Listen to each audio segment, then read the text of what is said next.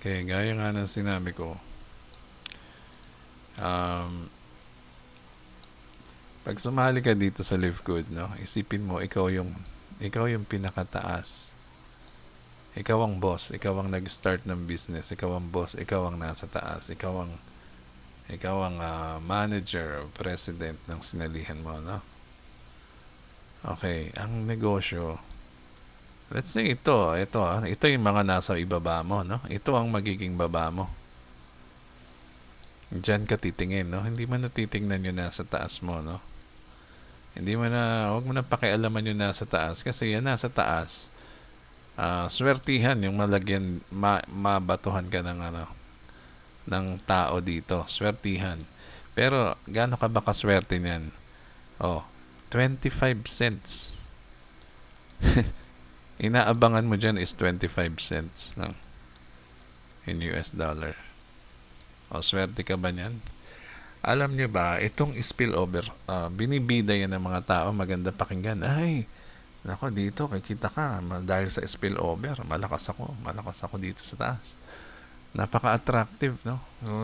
Kung pakikinggan mo. Pero wag ka, 25 cents lang yan. Bakit mo aasahan yung nasa taas mo?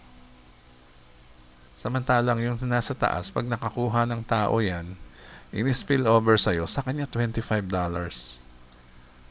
Sa'yo, 25 cents lang.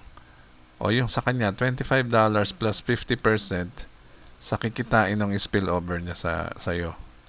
Naka-attach na yan permanently. Hanggat nandyan yung live good. Pag kumita yung taong in-spill over sa'yo, may 50% siya. Ikaw, wala. 25 cents lang.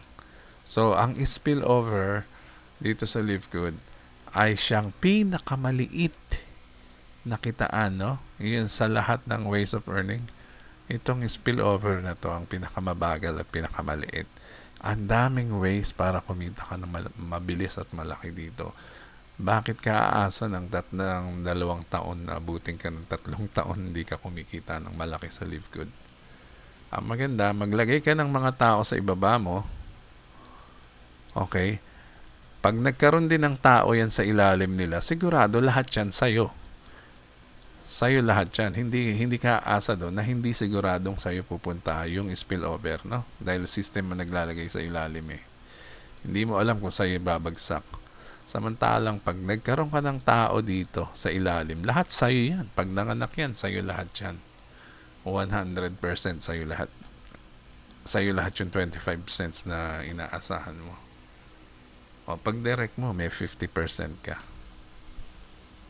Huwag na tayong umasa sa spillover. Ang pinakamaganda, the best, ang key dito ay mag-invite. Ang nagre-recruit dito yung system, hindi tayo ha. Tayo nag-invite lang.